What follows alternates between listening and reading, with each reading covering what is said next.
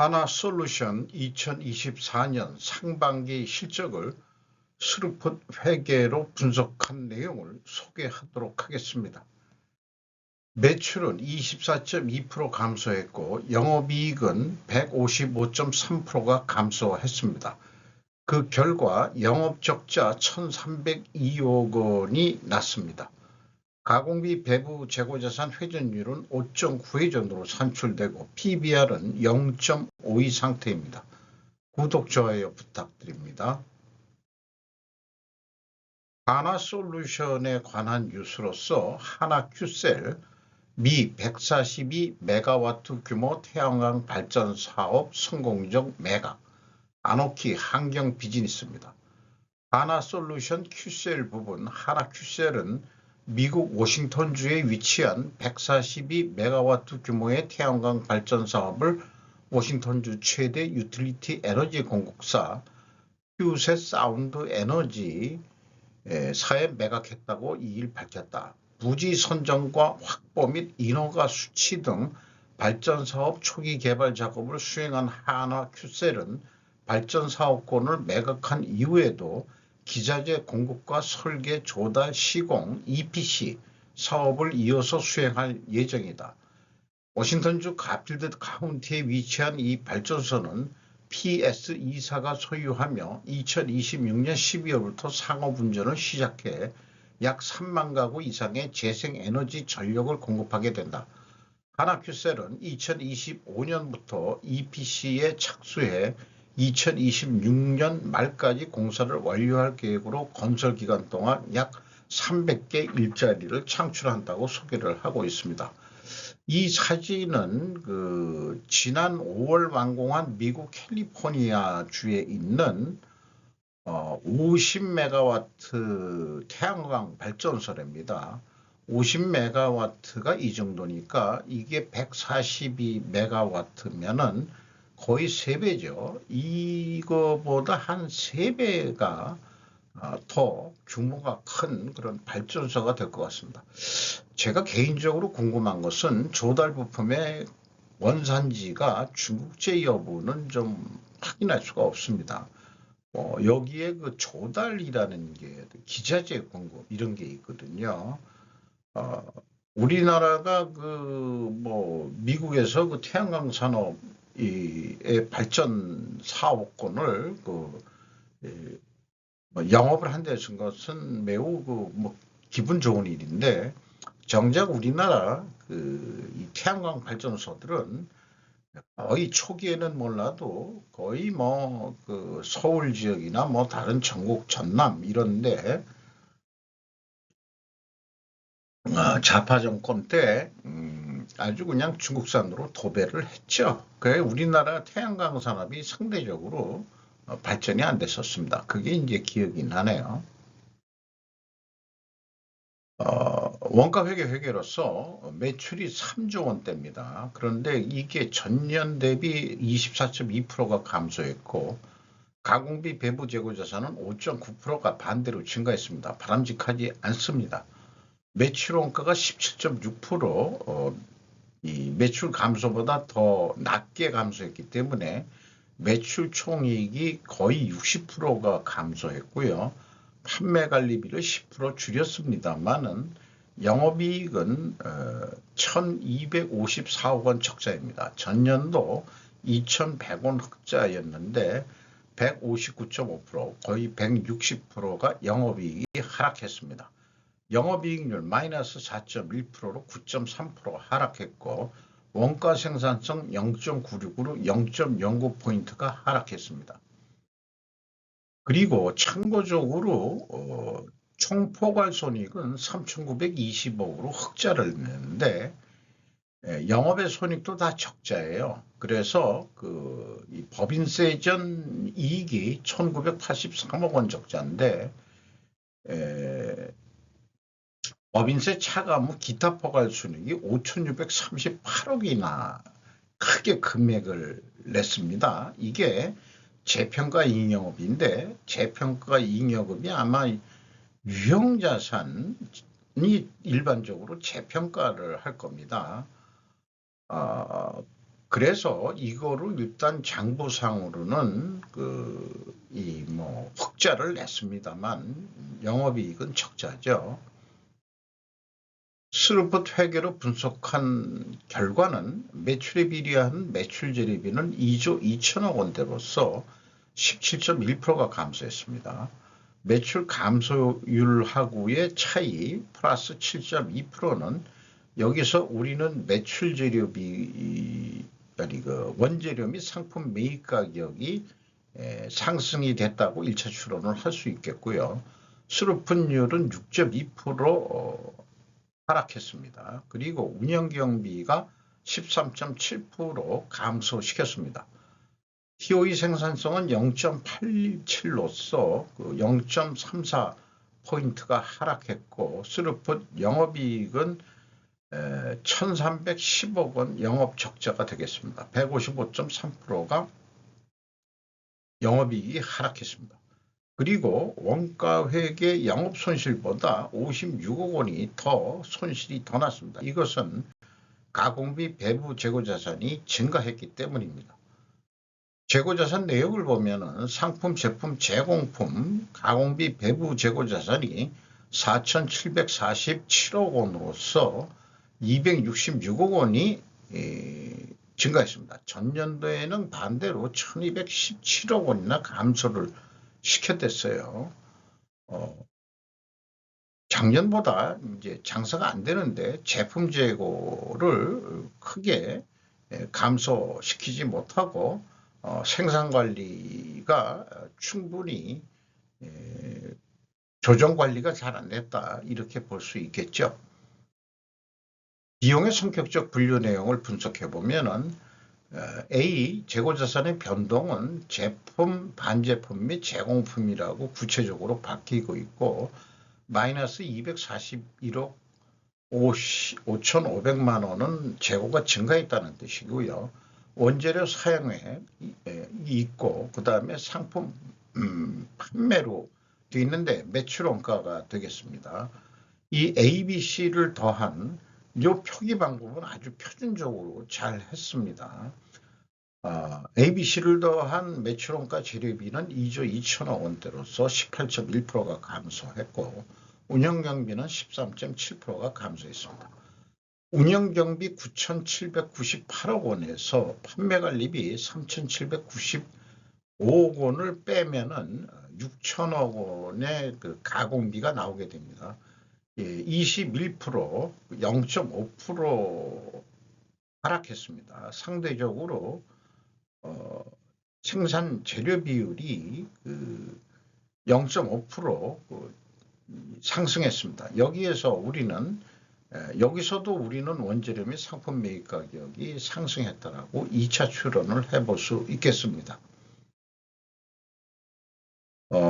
재고자산 증감 내역을 확인을 했고 비성분의 재고자산의 변동 범위를 비교해 보면은 총 제조 비용 갭이 있는데 24억 5,200만 원인데 아까 그 상품은 A에 안 들어가기 때문에 상품의 증감액을 가감하면 일치를 합니다.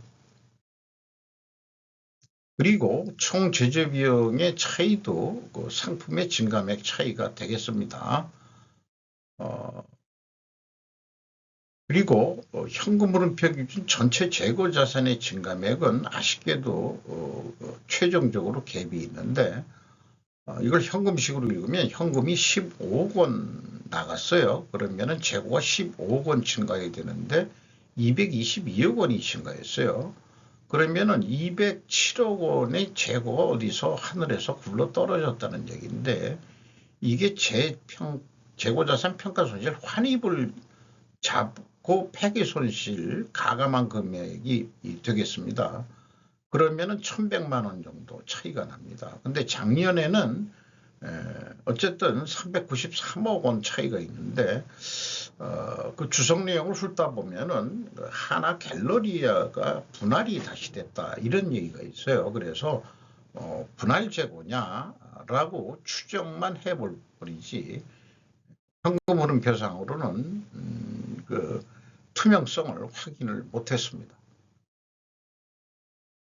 운영 경비 중 주요 경비로서 우선 인건비가 2,834억 원으로서 11.8% 감소했고요. 직원 수는 207명을 감원시켰습니다. 감원이라기보다는 하나갤러리가 뭐 분할이 됐다니까 그거로 인식이 되는데 하나갤러리 임금 수준이 높았는지 평균 임금은 9,830만 원, 8.6% 하락한 것으로 보입니다. 그리고 외주 가공비가 17.6% 감소했지만 유틸리티비, 뭐 종합적인 전기, 에너지, 뭐 이런 스팀 이런 그 가격이 비용이 되겠어요. 19.1% 증가했고 운송 보관비는 이제 장사가 안 돼서 그런지 11.3%. 에너지 비용이 더 들어간다는 게 역시 이게 이 산업용 전기료가 인상이 된 결과라고 생각을 합니다. 영향평가지표로서 가공비 배부 재고자산 회전율은 5.9회전으로 내려갔고 그 다음에 수르푼율도 내려갔습니다. 이렇게 동일 방향으로 움직이면은 하락하면은 투명하게 가정을 합니다. 상승할 때도 마찬가지고요. 이자부채 레버리지는 47.2%로 50% 기준으로 했을 때 지금 레드존 상태에 있습니다. 부채 비율이 매우 높습니다. 만약에 아까 그 재평가 잉여금이 없었다면은 지금 50%가 넘어가지고 아마 금융권한테 경영권을 빼앗길 수도 있는 그런 상황까지도 되지 않겠냐 이런 생각을 해보게 됩니다. 어쨌든 두 가지 평가지표가 두 가지가 다 하락했으면 회계 투명성 가정을 하는데 요거를 입증하려고 그러면은 원재료 가격이 상승해야 되고 근데 1, 2차 출원에도 상승했다라고 하고 그 다음에 평가지표 비교상에도 상승한 거로 나오면은 모든 게 상승했으면 이게 순리적인 걸 거예요. 그리고 판매 가격은 인하가 됐을 것이다. 이것이 입증이 될 수 있겠냐. 또 하나 필연적으로 존재할 다른 결과의 증거를 찾는다면 재고 회전율을 수량으로 해서도 재고 회전율이 하락했어야 될 것입니다.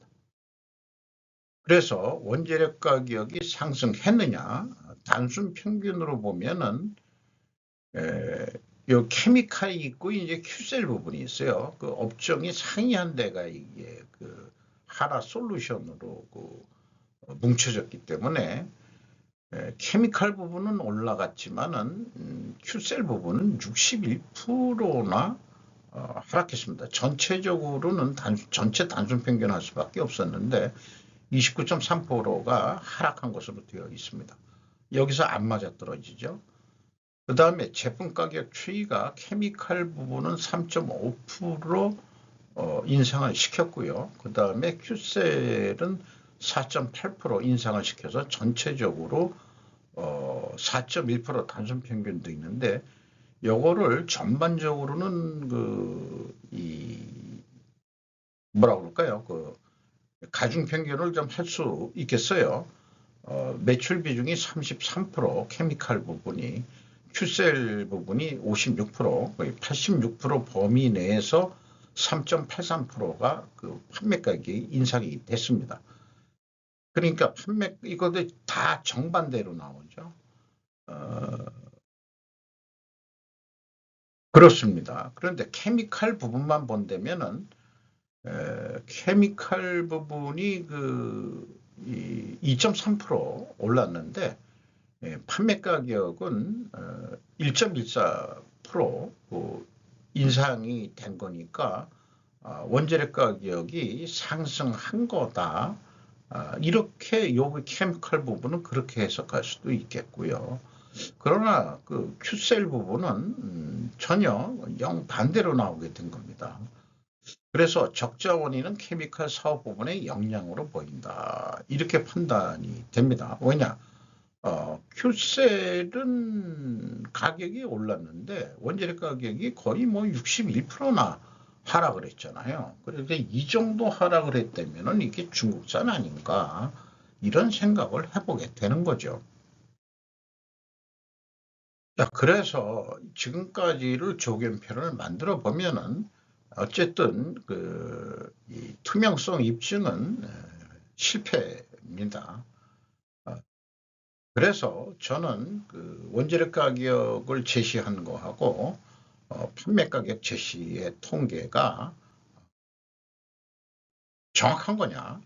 이거에 대해서는 좀 확신이 안 가네요. 그리고 또 하나는 왼쪽에도 표현했지만 우리나라도 한국은행이 기업 물가 지수도 좀 해야 되지 않겠냐 그런 생각이 듭니다. 기업 물가가 우리나라 경제에 미치는 영향이 크기 때문에 이것도 좀 해야 되지 않겠냐. 거기다 기업 서비스 물가 지수. 요것의 용어 정의를 찾는데 이게 이제 일본 기업들이라고만 돼 있어요. 그죠? 그래서 우리나라도 좀 진짜 선진국이 되려고 그러면은 기업 물가 지수도 좀 해야 되지 않겠냐 이런 생각이 들고요.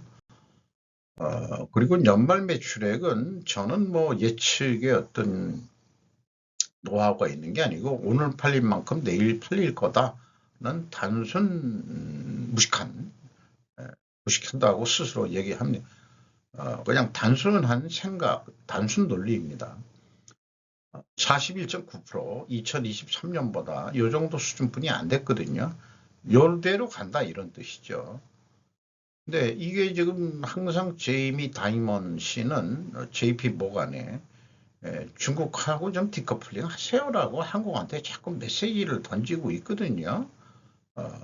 요게 이제 언급한 게 아마 작년 초인가 이 미국 뉴스 기사에서 제가 한 건데 그렇습니다. 그래서 어, 손익분기점 매출액을 한번 산출해 봤어요. 영업이익을 제로로 봤을 때 운영비용이 거의 1조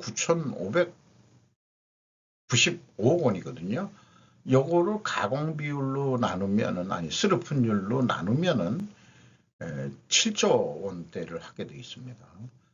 그리고 요거에 맞춰 가지고 손익분기점 양식을 근거로 합니다. 손익분기점을 할 때는 한 130%를 더 그러니까 매출 재료비가 더 늘어나야 됩니다.